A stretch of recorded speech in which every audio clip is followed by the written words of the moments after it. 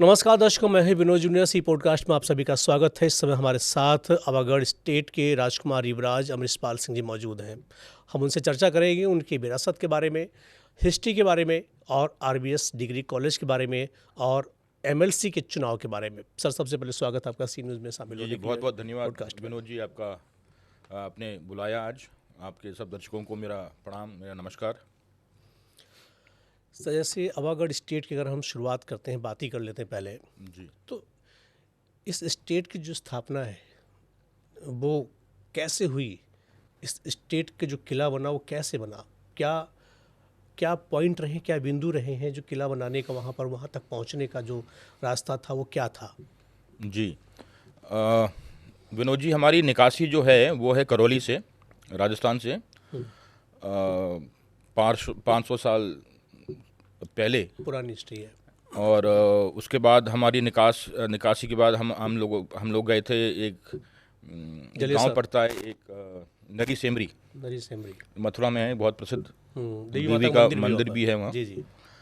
और उसके बाद जलेसर, और फिर जलेसर के बाद हम लोग फाइनली शिफ्ट हुए आवागढ़ में। एक गांव आता है बीच में, वहाँ भी रुके शायद, जलेसर के पास में कोई गांव आता है बीच में, एक निशा और कोई गांव का नाम है, ऐसा कुछ नाम है वो, निशा कला। मीसा कला। हाँ, निशा मीसा कला, कला, निशा जी कला जी नाम है गांव जी का। जी, मीसा कला। तो शायद वहाँ रुके, कुछ दिन वहाँ रहे, उसके कुछ बाद दिन फिर रुके, आगे, बट हम वहाँ से आवागढ़ फिर आगे आवागढ़ सीधा आए। अवागढ़ शिफ्ट हो जी गए। जी तो अवागढ़ की भी जर्नी बड़ी टफ है। आपके तो पूर्वज राजा बलवंत सिंह जी ने जो शिक्षा के क्षेत्र में उन्होंने बहुत बड़ा योगदान दिया, बहुत बड़ा जी काम किया। जी।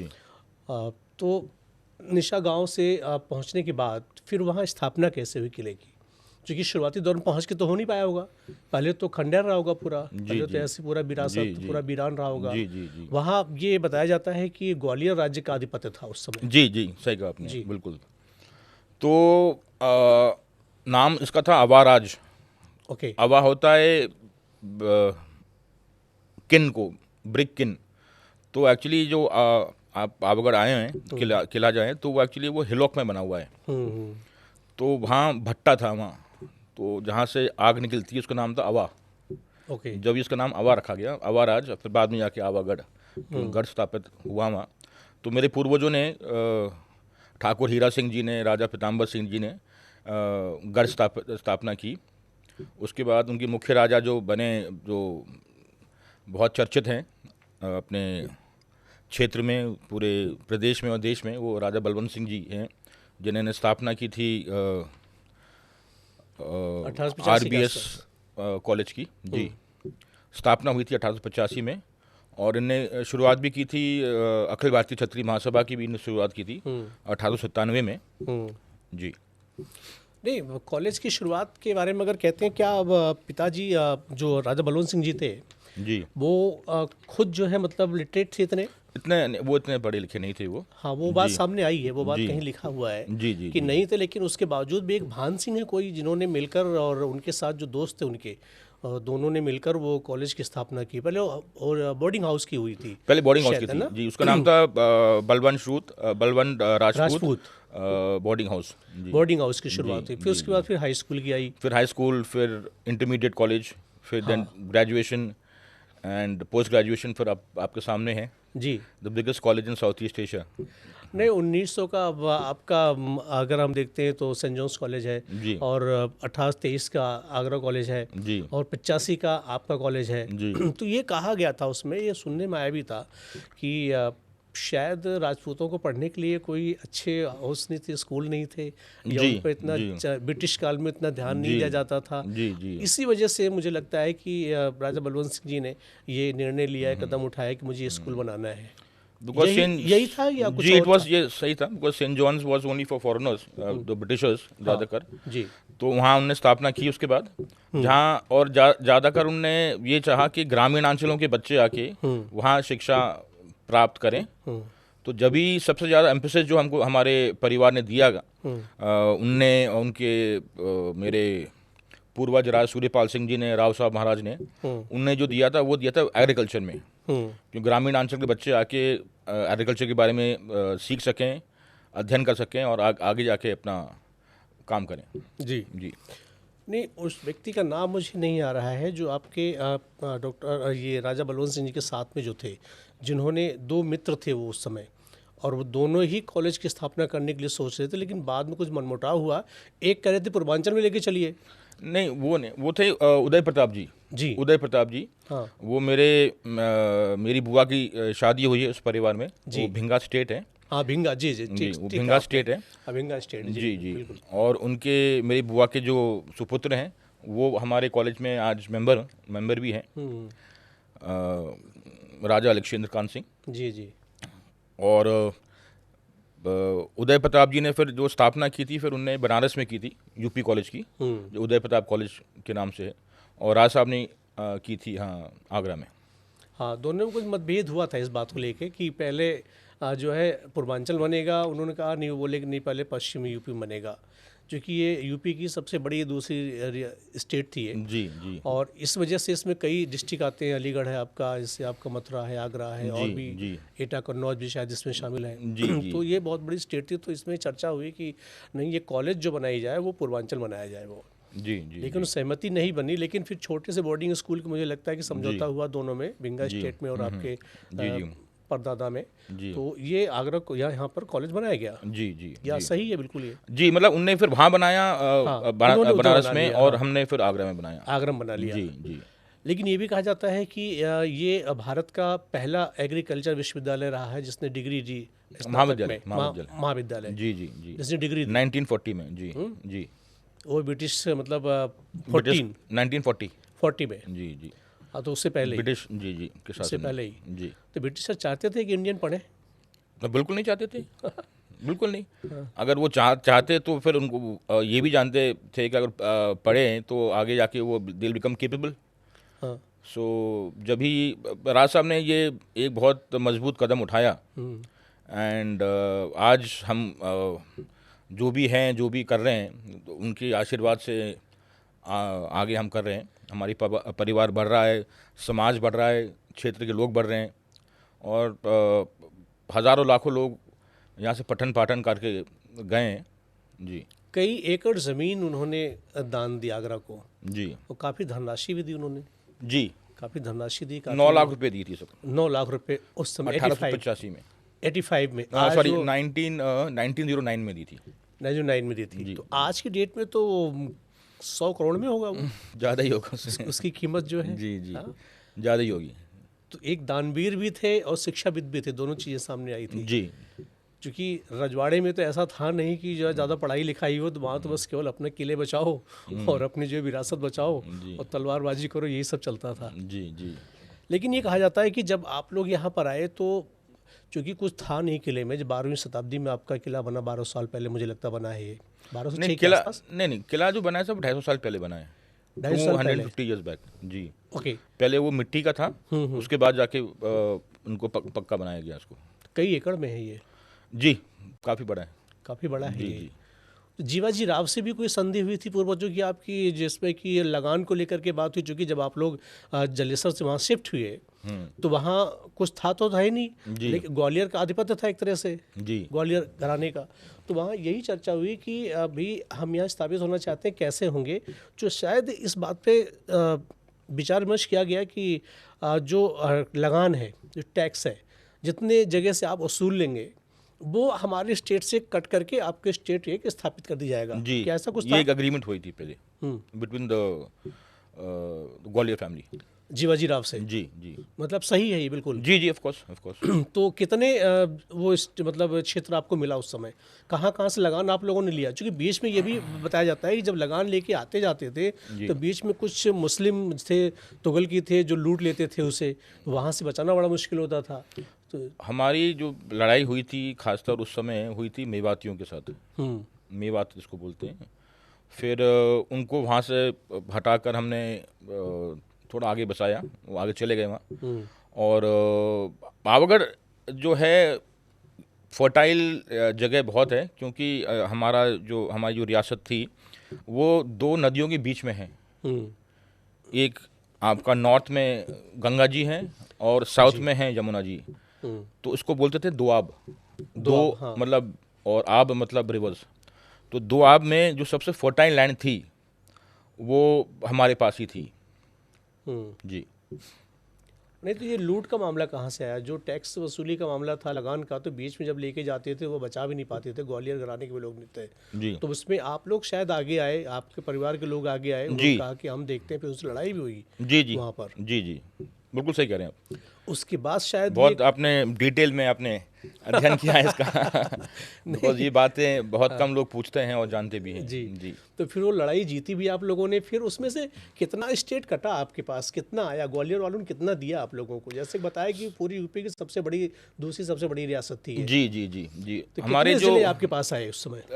लगभग उस समय थे 10 जिले। ओके। जी 10 जिले थे। आपका आगरा था, अलीगढ़ था, मथुरा, हाथरस और एटा तो था ही। मैनपुरी, कन्नौज। जी मैनपुरी और फिरोज़ाबाद, ये सब जिले थे। जी तो आप लोगों ने काफ़ी मेहनत की उसमें, पूर्वजों ने काफ़ी लड़ाई जी लड़ी। जी, बहुत बहुत आप बहुत की।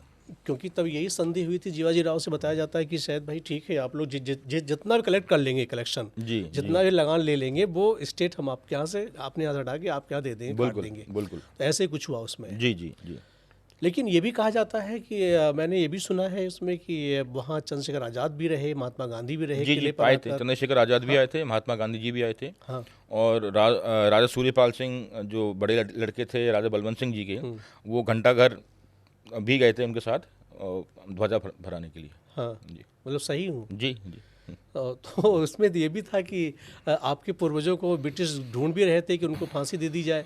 लड़ाई भी लड़ी उन्होंने स्टेट पे, कई बार आक्रमण म्यूटिनी करने की में कोशिश बहुत की, लेकिन एक्टिव। वहाँ तक आ नहीं पाए वो कभी भी। म्यूटिनी ऑफ 1857 में हाँ। हमारी परिवार ने एक बहुत अहम भूमिका निभाई थी। हम्म। द फैमिन में हमने बहुत अहम भूमिका निभाई थी। हम्म। और जो भी किया हम लोगों ने अपने देश के लिए किया, अपने लोगों के लिए किया, और लोगों का आशीर्वाद है तो आज सब कुछ सही है। नहीं, वो भी चूंकि हर जगह तो चढ़ाई कर ली अंग्रेजों ने, जी ब्रिटिश ने, लेकिन मुझे बताया गया है कि जानकारी मिली है कि वहाँ कभी चढ़ाई नहीं हो पाई है। जी, चाहे वो उसकी तिलिस्मी जो बनावट है उसकी वजह से कर उसकी वजह लीजिए, से जी नहीं कर चाहे पाए। जो है फौज भी इकट्ठी हो गई थी, आपके पास जी फौज भी हो गई थी जी पहले। जी जी आपके पास बताते हैं कि ऐसे ऐसे लोग थे पहले जो सक्षम थे लड़ने में सारी चीज़ों के लिए। जी तो चूंकि चंद्रशेखर आज़ाद को या फिर किसी को पकड़ने के लिए भी वहाँ पर ढूंढते भी थे, आते भी, लेकिन कभी जी वहाँ आ नहीं पाए हैं। जी जी ये भी बताया जाता है कि किला भी बड़ा तिलिस्मी उसमें बना हुआ है, किसी तरह से चढ़ान है, कहीं से ढलान है। जी अगर एक बार नीचे आ गया आदमी दोबारा ऊपर नहीं जा सकता है, जी ऊपर आ गया नीचे नहीं जा सकता है, जी ऐसा जी कुछ जी, है क्या? बिल्कुल बिल्कुल। हमारा जो किला है, आप पधारिए कभी विनोद जी, अच्छा लगेगा आपको। 2.5 किलोमीटर सर्कम्फ्रेंस में बना हुआ है, 2.5 किलोमीटर के सर्कम्फ्रेंस में बना हुआ है। ओके। और उसके बाद है खाई, हम्म। बहुत गहरी खाई है आज भी, और जो उसको बोलते हैं मोट। और उसके बाद 3 गेट्स आते हैं। हम्म। एंड बड़ा अच्छा जो नक्शा है पूरा आपका वास्तु शास्त्र के आधार पे बना हुआ है, नॉर्थ ईस्ट फेसिंग। और आज भी आप अगर कोई दूर से आ रहा है, चल के आ रहा है, आपको उसकी अंदर तक आवाज़ आई जाएगी आपको। तो साइंटिफिक बड़ा मेथड में बना हुआ है किला। नहीं, पहला किला है मुझे लगता है कि ऐसा बनाया गया जो ढलान पे और चढ़ान पे दो दो नहीं, स्टेप है इसमें। और भी किले हैं, राजस्थान में हैं किले। हाँ। जी नहीं, 2 स्टेप बताते हैं, बड़ा डेंजर है वहाँ पे कि जी। अगर कोई ऊपर से नीचे आ गया फिर ऊपर नहीं चढ़ सकता, फिर एक नीचे 1 नीचे एंट्री रह 1 एग्जिट जाएगा। है इसमें। 1 वे है पूरा। 1 एंट्री 1 एग्जिट। डेंजर है। ये भी सुनने में आया कि जो है उसमें जो आपके पास कुछ बगीचे थे, जो किले में और भी कुछ चीज़ें ऐसी प्रेमिसेस हैं जहाँ जंगली जानवर भी आ गए थे, अंदर रहते थे। जी, तो खाई में था ना पूरा आपका, खाई में वो पाले नहीं गए थे, जंगली है सब। वो जंगली थे, वो जी, पाले जी, नहीं जी, गए थे, तो आधा काम तो वही कर देते थे पूरा सुरक्षा की दृष्टि से जी देखें तो। जी जी मतलब ये सही है बिल्कुल। जी। आज भी आप देखें तो विनोद जी, आज भी नीलगाय है, और ये जंगली सुअर भी है वहाँ। हाँ। खाई में। जी जी। और लोमड़ी तो है ही है, तो काफ़ी जानवर हैं वहाँ। खाई मैंने सुना कि दुश्मनों को मारने के लिए मगरमच्छ पाल रखे थे आप लोगों ने। नहीं नहीं, हमारे ऐसी कोई कहानी नहीं, ये कोई कहानी नहीं है। जी, राजा भैया की तरह नहीं नहीं नहीं, उनने पाले ना हमने पाले। अपने आप आ गए होंगे। नहीं, मगरमच्छ तो यहाँ कोई वाटर बॉडी है नहीं इतनी जहाँ से वो आ सके। लेकिन उस जंगल में बताते हैं कि अजगर भी हैं उसमें, पैथन भी पाले हैं। सांप तो काफ़ी हैं, सांप तो जहरीले सांप तो हैं, जी, लेकिन अजगर भी हैं। है सब, सांप तो है काफ़ी। लेकिन सांपों के बारे में एक कहानी हमने ये भी सुनी थी कि वो इंसानी भाषा भी समझते थे, पहले तो अटैक करते थे वो, 2-4 बार मारी भी गए वो, लेकिन उसके बाद फिर धीरे धीरे के जब आना जाना शुरू हुआ तो किसी को हमला नहीं किया उन्होंने। ये आपके ही परिवार से राजा जितन पाल सिंह का बयान था। मैं आपको बताऊं एक बात। आपको, जी जी। तो साहब पहले हम यहाँ अपने यहाँ सांप काफ़ी का भय था, काफ़ी लोग मरे जी जी विद स्नेक बाइट। तो मेरे पूर्वजों ने वेस्ट बंगाल से हाँ बुलाया सपेरों को जी और वहाँ किले के आसपास, पूरा फार्म एरिया के आसपास वो पूरा उसको कील किया गया। हाँ और सपेरों को जो है राधा कुंड में जगह है हमारी, ये आपका गोवर्धन में, जी वहाँ उनकी बस्ती बना के उनको वहाँ स्थापित किया गया। ये है। उसके बाद से आज तक एक भी सांप ने किसी को काटा नहीं है, मनुष्य को। यही किंवदंती तो है वहाँ की, यही तो सबसे खास बात थी कि जी। वो इंसानी भाषा समझने लग गए थे। ऐसा आपके पूर्वजों ने ही बताया है, मैंने सुना है, मैं वो बात कर रहा हूँ आपसे। जी।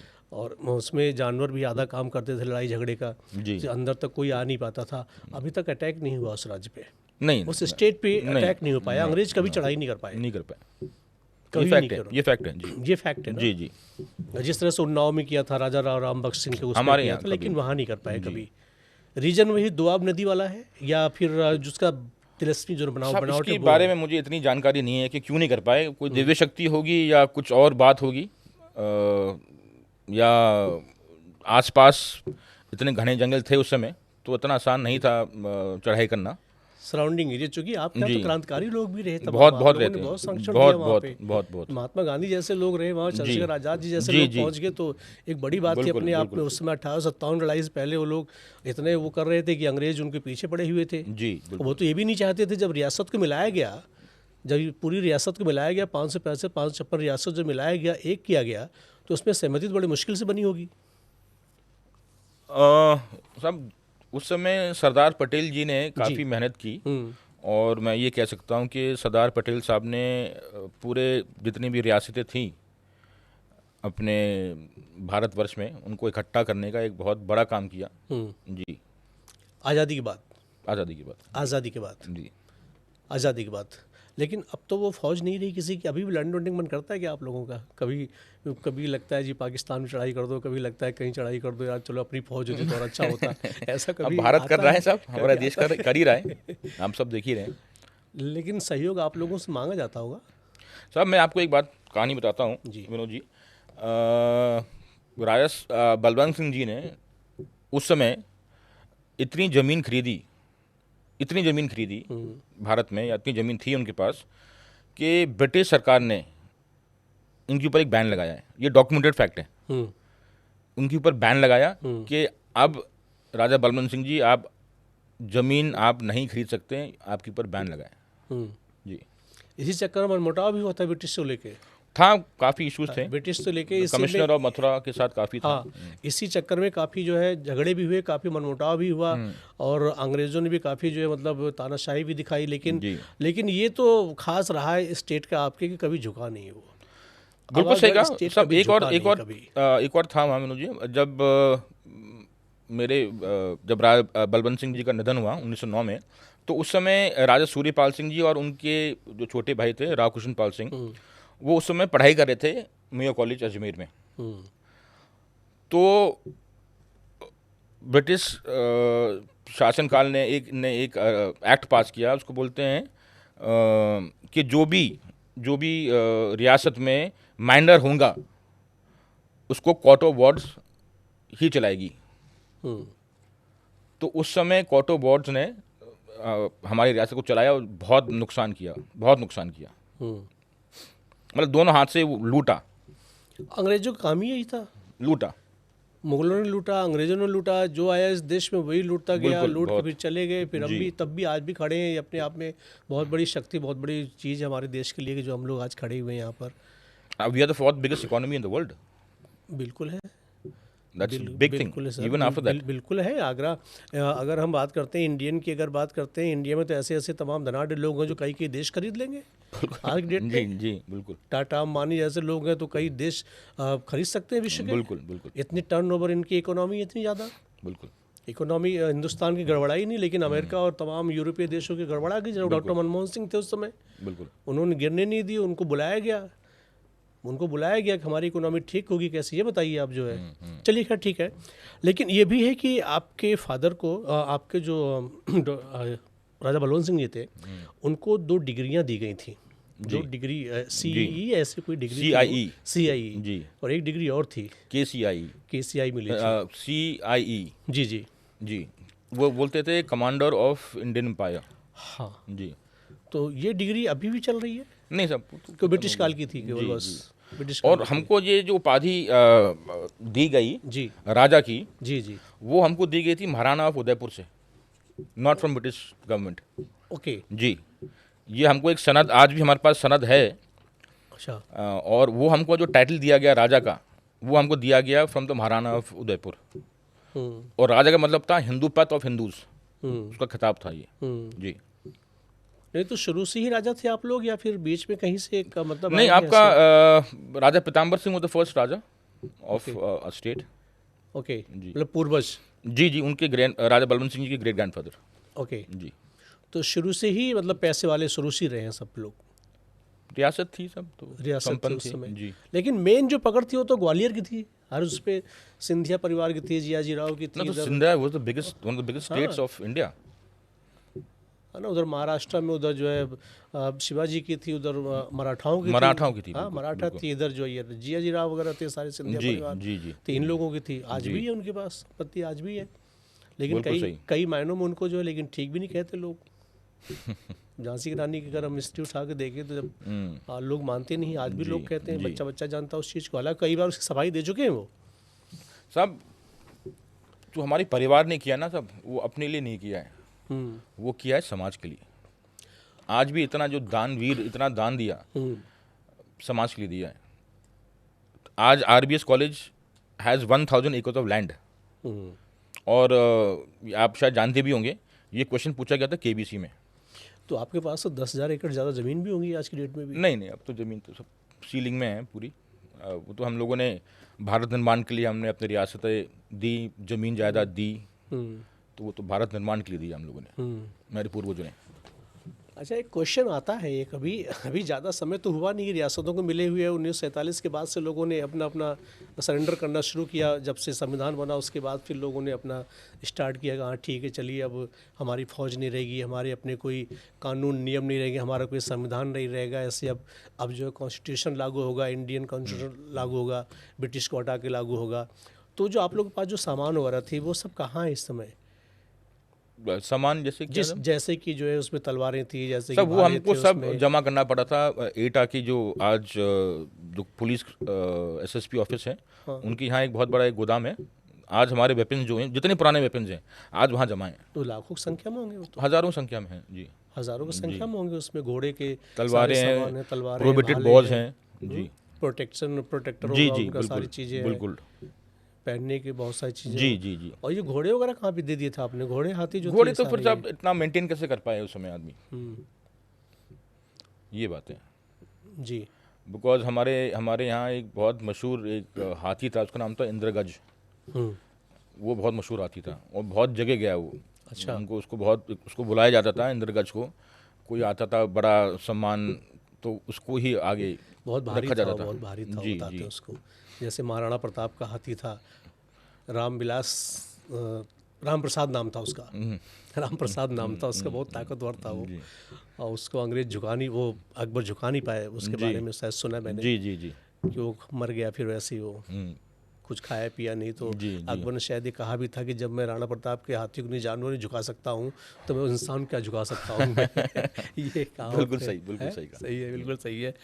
अच्छा अब तो अब आप जो है RBS चलाते हैं, RBS डिग्री कॉलेज चला रहे हैं आप, जो सचिव भी हैं इसके। इसमें क्या क्या सुविधाएं हैं आपके यहाँ? सर हमारे यहाँ 7 कॉलेजेस हैं। डिग्री कॉलेज है जी जो खंडारी पे है, फिर मैनेजमेंट कैंपस है जो MBA MC कोर्सेज है, इंटर कॉलेज है, और बिशपुरी में है अपना जूनियर गर्ल्स हाई स्कूल है, इंजीनियरिंग कैंपस है, पॉलिटेक्निक है, BVRI है, और कृषि विज्ञान केंद्र बिशपुरी में है, फार्म्स हैं बिशपुरी में, और एक कृषि विज्ञान केंद्र और फार्म्स जो हैं वो आवगढ़ में हैं जी। तो इसके अलावा क्या दिनचर्या रहती सर वैसे? सब बिजी रहते हैं सुबह से लेकर शाम तक। लोगों से मिलना, काम देखना, कॉलेजेस का सब कुछ देखना जो होता है इन प्रोसेस, एडमिशन प्रोसेस देखना, चेक करना, development of the college, renovation work, ये सब देखना। अब तो आपने राजनीतिक अखाड़े में भी एंट्री मार दी है। जी जी जी। फिरोजाबाद से एमएलसी।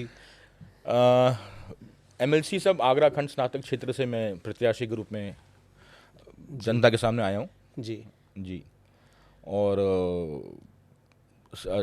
इस साल ही है चुनाव है अपना, इसमें 12 जिले आते हैं। हाँ, जी। इसका भी चुनाव बड़ा टफ है। 12 जिले आते हैं, इसमें सीधे 12 जिले आते हैं। हाँ, क्षेत्रफल बहुत बड़ा है। क्षेत्रफल बहुत बड़ा है, इसमें तो विधानसभा चुनाव से भी बहुत बड़ा हो गया है। दना सब कितना 62 या 64 विधानसभाएं मान लीजिए, 64 विधानसभाएं इसके अंदर है। जी। तो बड़ा टफ मुकाबला होगा। It's tough.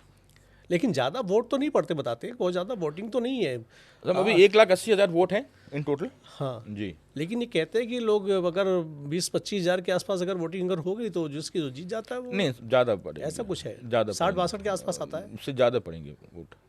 50% मान लें, 62% 1 लाख के आसपास पड़ेंगे वोट इस बार। 62% भी अगर मान लेते हैं हम लोग, जी। पढ़ते हैं इतने वोट? पड़ेंगे पढ़े मानवेंद्र सिंह थे पहले। जी, अभी वर्तमान मानवेंद्र सिंह जी है। मानवेंद्र सिंह जी जी। जी। तो वो टिकट के बारे में अगर बात करें तो अब मैंने बीजेपी से टिकट मांगी थी, बट अफसोस मुझे मिल नहीं पाई। और ये तीसरी बार है। 2019 में मांगी थी मैंने फिरोजाबाद लोकसभा से, 2024 में मांगी थी फिरोजाबाद लोकसभा से, 2026 में मांगी थी मैंने एमएलसी की आगरा खंड स्नातक क्षेत्र बीजेपी से। बट टिकट तो नहीं होता यहाँ, इसमें एक समर्थन होता है, समर्थित प्रत्याशी होता है, इसमें सिंबल नहीं होता है। इट इज़ मोस्टली एक इंडिपेंडेंट होते हैं सब, और फिर भी समर्थन नहीं मिल पाया उनका। तो इग्नोर क्यों करते हैं ऐसा? तो ये तो आप उनसे ही पूछिए, मैं क्या कह सकता हूँ। नहीं, ऐसा सोचते होंगे कि आप तो राजा ही ऑलरेडी, ये सब जरूरी क्या आपको? सेवा करना है, सब सेवा भाव है हमारा, इतना साल से हम करते आ रहे हैं। हाँ। तो कहीं ना कहीं वो खून में तो है ही। ये जानते भी लोग थे, अभी तो युवराज हैं तो, और अभी तो ऐसे भी यंग है, तो अब इनको जरूरत क्या इलेक्शन वगैरह की? तो मैं इलेक्शन लड़ रहा हूँ सब सेवा के लिए। हाँ, वरना मुझे मतलब क्या है सर, हम बिल्कुल ठीक बात सब है। कुछ है भगवान की कृपा से। वैसे चूंकि आपको तो करना चाहिए, आपको तो करना चाहिए, उनको बिल्कुल करना चाहिए था, क्योंकि आपके जो है ग्रैंडफादर वगैरह भी आपके शिक्षा के क्षेत्र में इतने महादान दिया था। महादान दिया उन्होंने, दान ही नहीं महादान दिया। आज 1 इंच जमीन नहीं दे रहा आदमी। महाभारत में सुई को नोक नहीं दिया, दुर्योधन ने महाभारत हो गई, तो यहाँ तो पूरे एकड़ की एकड़ जमीन दे दी पूरी। जी जी। मुझे लगता है कम से कम 100 एकड़ के आसपास, ये 200-300 एकड़ के आसपास होंगी जो आरबीएस का ये है, बिजपुरी कैंपस आपका, ऐसा मिला के ये 1,000 एकड़ जमीन है सर। 1000 एकड़ जमीन है टोटली है। इन ऑल 1000 एकड़ जमीन बहुत होती है, उसमें क्या बच्चे पढ़ने के लिए तो आते हैं, केवल एग्रीकल्चर वगैरह सारी चीज़ें हैं, लेकिन ये सुविधा आपने पहली बार दी है। मतलब फर्स्ट इंडिया, मुझे लगता है यूपी में फर्स्ट टाइम, ये एशिया का सबसे बड़ा हुआ है कैंपस। जी जी, साउथ ईस्ट एशिया में। जी, है ना, एशिया में सबसे बड़ा जी।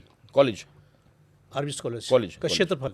जी, कॉलेज, नॉट यूनिवर्सिटी, कॉलेज। अच्छा, यानी कि ये यहाँ से मिला के आपका, जहाँ आप लोग इधर है, जो ये वाला कॉलेज और उधर वाला कॉलेज बिजपुरी वाला, दोनों मिला के ये आगरा वाला, बिजपुरी वाला और आवागढ़ वाला। आवागढ़ वाला, जी, सबको मिला के एशिया का सबसे बड़ा कॉलेज। जी जी जी। तो एशिया में सर वैसे तो एशिया महाद्वीप में भी 47-48 देश आते हैं हैं, उसमें चाइना भी तो है उसके अंदर। जी जी। जब चाइना ने विस्तृत कर पाया तो आप लोग तो वहाँ से भी आगे निकल गए। अब सब ये देखिए, अब ये उनका एक संकल्प था। उनने एक सेवा की भाव से किया जो भी किया। नहीं, ये बड़े मतलब एक कह सकते हैं, अब क्या कह सकते हैं, जैसे अहिल्याबाई होलकर ने इतना सारा कुछ इतना सारा किया है। हाँ, वैसे राजा बलवंत सिंह ने इतना सारा कुछ किया। बहुत अच्छे शिक्षा के वो तो नहीं थे वो, लेकिन शिक्षा के प्रति और समाज के प्रति उनका रुझान बहुत बड़ा था। जी। एज ए मतलब किंग होने के बावजूद भी। जी। नहीं तो किसी को कोई ज़रूरत नहीं पड़ती है ऐसे कि नहीं करना है, नहीं करना। बहुत सारे राजा हुए, तमाम राजा हुए हैं, ना तो किसी किले हैं, ना तो किसी के बहुत बड़े डिग्री कॉलेजेस हैं, ना किसी की इतनी बड़ी ज़मीन दी है, तो अपने आप में बहुत बड़ी चीज़ है। जी जी। दूसरा सर ये बताइए कि आजकल जो है आपका एक क्वेश्चन आया है कि युवा आजकल कोई भटकता हुआ दिखाई दे रहा है मार्ग से, और वैसे भी आपके कॉलेज में तो पहले भी काफ़ी बदनाम था कॉलेज ये, केवल राजपूतों की एंट्री होती है इस कॉलेज के अंदर। ये बात है करीब 80 के आसपास की रही होगी जी। और अदर कास्ट की कोई एंट्री नहीं होती उसमें, ऐसा कुछ था पहले? नहीं सर, सबकी होती है। हाँ, सबकी होती है, सब पढ़ते हैं। हमारा कितने हमारे डायरेक्टर्स हैं, प्रिंसिपल्स हैं। नहीं, अब तो पढ़ते हैं, लेकिन जब स्थापना पहले भी हुई था तो उसके बाद फिर पहले भी था ये सुनने में आया था ऐसा। सबके लिए, सब हमारे जितने भी आपके टॉप लेवल के आप नाम ही उसी से हुआ सर, नामकरण ही उसी से हुआ था। राजपूताना जो है बोर्डिंग हाउस से न- शुरुआत हुआ था इसकी। वो था बलवंत राजपूत कॉलेज, बलवंत था, राजपूत कॉलेज जी। ना। फिर 1964 में जाके इसका नाम चेंज हुआ राजा बलवंत सिंह कॉलेज। जबकि आपके ही घर वालों ने, आपके ही पीढ़ियों ने ये बताया भी जी। कि राजपूतों को पढ़ने के लिए ऐसी चीज़ें नहीं थी। जी। उनके लिए ब्रिटिश नहीं चाहते थे ऐसी पढ़ाई हो, या लोग नहीं चाहते थे, तो उससे उनका योगदान रहा कि नहीं वो करेंगे ऐसा। जी जी अब ये बताइए, शिक्षक एमएलसी का चुनाव आप जो है इस नगद खड़े हैं, तो आपको जीत मिलती है, जी। क्या क्या प्राथमिकताएं रहेंगी आपकी, चूँकि आपका शिक्षा में बड़ा योगदान है? सब बहुत रहेंगी, क्योंकि शिक्षा और चिकित्सा दो ऐसी चीज़ हैं जो हर भारतीय को फ्री मिलनी चाहिए। The government should be responsible to pay for it. ये टू थिंग्स। जी, ये युवराज बोल रहे हैं या फिर मतलब पॉलिटिक्स बोल रहा है? मैं सब पॉलिटिक्स करना आता नहीं है। हाँ। कुर्ता पजामा पहनता हूँ क्योंकि कंफर्टेबल लगता है मुझे, वरना मैं भी पहले ये पहनता था अच्छा, स्कूल में, हाँ। टाई ब्लेजर, मुझे अच्छा लगता है, कंफर्टेबल लगता है। अभी एंड भी वाइट युवराज- वाइट रंग जो है सूदिंग होता है। तो जी अभी भी युवराज को क्या चाहिए अब? सर, मैंने अभी जैसे आपको क्या कहा करना चाहते हैं विनोद अब जी, नया? दैट मुझे सेवा करनी है लोगों की। जब मेरे पूर्वजों ने सेवा की है, सेवा के भाव से इतने संस्थान खोले, सेवा भाव किया है, सबके साथ किया है, respective of caste, creed, religion, जो उनने किया है मुझे भी वही करना है आगे। हम्म, कॉलेज तो कर ही रहे हैं हम लोग, बट अच्छी शिक्षा, क्वालिटी एजुकेशन हम लोग कैसे दे पाएं अपने नौजवान को। नौजवान ही रीढ़ की हड्डी होती है। नौजवान is the backbone of our country. आजकल हम देख रहे हैं कि ये लीक हो गया, वो लीक हो गया, ऐसे नहीं होना चाहिए। नहीं, अब तो एआई भी आ गया, अब तो इंटरनेट भी आ गया। फिर क्यों हो रहा है? ठीक है, कॉकरोच जी। पार्टी भी आ गई, एक नई बन गई कॉकरोच पार्टी आ जी, गई जी, आपकी। जी। तो ये सब दिशा भ्रमित वाली चीज़ें हैं, सब इंटरनेट के माध्यम जा रहा है। लेकिन युवराज को अभी क्या रह गया ऐसा कुछ करने के लिए जो उनको लग रहा है कि मुझे अभी ये करना है, मेरे पास ये चीज़ नहीं है? आपके पास तो सब कुछ है, आपके पास गाड़ी है, बंगला है, ज़मीन है, किला है, सब कुछ है आपके पास। इसके अलावा क्या चाहते हैं और अभी, जो आपको लगता है नहीं मुझे समाज से और इस चीज़ से हट के ये चीज़ मुझे अभी चाहिए? मुझे समाज से जुड़ना है सब, और समाज की सेवा करनी है, करनी है, वो करनी है मुझे। यूथ की करनी है मुझे, नौजवान की करनी है मुझे उनकी आवाज़ बन के उच्च सदन तक पहुंचानी है। उनकी कितनी दिक्कतें हैं भाई। सब कहते हैं that India is the biggest democratic country in the world. सबसे बड़ी डेमोक्रेसी हमारी है, सबसे बड़ी है। और हम बच्चों को, कॉलेज के बच्चों को हम वंचित कर रहे हैं। हम उनके लिए इलेक्शन नहीं करा सकते कॉलेज में, क्यों? मुझे ऐसी मुद्दे पे उठाना है। पहले होते थे, अब क्यों नहीं होते? भाई आज के दिन आप देख लीजिए, जितने भी बड़े ABVP या NSUI या जो भी संगठन है आपका छात्र का, जितने भी आपके सीनियर लीडर्स हैं, वो चुनाव से वो लड़के ऊपर तक पहुंचे, तो उनको क्यों वंचित किया जा रहा है आज के दिन में? अपने बच्चों को क्या बनाना चाहते हैं सर? बच्चों को क्या बनाना चाह रहे हैं? हम अपने बच्चों को होनहार बनाना चाहते हैं, क्वालिटी एजुकेशन देना चाहते हैं। ये हमारी प्राथमिकता है और रहेगी। हम अपने बच्चों का भविष्य अच्छा करना चाहते हैं। हम नहीं चाहते हैं कि भाई, और आप यूथ के लिए कह रहे हैं तो अनएम्प्लॉयमेंट लेवल कितनी है। अगर कोई ग्रेजुएट अनएम्प्लॉयड है, कुछ समय तक उसको आप भत्ता दे दीजिए। आज जब पूरे आप देश में आप अनाज बांट रहे हैं, तो थोड़ा भत्ता उनको दे दीजिए। फिर तो बहुत सारे मुद्दे हैं सर, अगर इस पे बात करेंगे तो मतलब सब ये हमारा मेन मुद्दा है। तो आप मुझसे पूछ रहे हैं, सरकार का काम ही यही है यूथ के लिए जी। यूथ के लिए, हाँ, तो वो है कि भाई जो बेरोजगार, जो आजकल युवक घूम रहा है, तो हम उसको फैसिलिटी नहीं दे सकते, देनी चाहिए। सरकार का काम है करना जी, सरकार का काम है देश के युवाओं को आगे बढ़ाना, बिल्कुल। मल्टी टैलेंट सारी चीज़ों को करना। युवराज अमृतपाल क्रिकेटर भी बहुत अच्छे, मैंने सुना है बहुत अच्छा क्रिकेट भी खेलते हैं। मैं स्कूल टीम में था जी जी, और मैं एक्चुअली एम्बीडेक्स्ट्रस हूँ। मैं लेफ्ट हैंड से खेलता हूँ, राइट से लिखता हूँ जी। ये लेफ्ट हैंड बॉलर भी हूँ मैं। मैजिकल मतलब जी ये मैजिकल सिस्टम मैजिकली अपने आप नेचुरल है, मैजिक है ये कि लेफ्ट से फुटबॉल भी खेलते राइट से भी मारते हैं, यही हाल है। ठीक है। और एक सवाल आपसे और था लास्ट में कि हालांकि वो सवाल हो चुका है लेकिन फिर भी ये सवाल वाजिब है कि एक बार कर लें आपसे चलते चलते कि चुनाव में आप खड़े हो गए हैं, टिकट आपको मिली नहीं है, तमाम निर्दलीय लोग हैं, पार्टी एक को चुनती है, एक को टिकट देती है, 12 ज़िले में सिर्फ एक टिकट, बसपा, कांग्रेस, सपा सारे लोग खड़े करते हैं लेकिन निर्दलीय आप खड़े हुए हैं। जी। तो आपकी पॉपुलरिटी में कोई कमी तो है नहीं? आप लोग पहचानते हैं, आप लोग जानते हैं अच्छी तरह से, जी। जी। आप शिक्षा क्षेत्र से भी जुड़े हुए हैं और जी। आप एक युवराज भी हैं, तो क्यों जनता क्यों आपको ही क्यों चुनेगी? सबसे बड़ा सवाल तो आजकल यही जनता कर रही है कि मुझे क्यों चुने लोग, क्यों चुनेंगे आपको? बड़ा अच्छा क्वेश्चन पूछा आपने सब। जनता मुझे क्यों चुने? हमारे जो पूर्वजों ने किया है, उनने ये नहीं देखा था कि अमरीश पाल सिंह जाके 2026 में चुनाव लड़ना चाहेगा।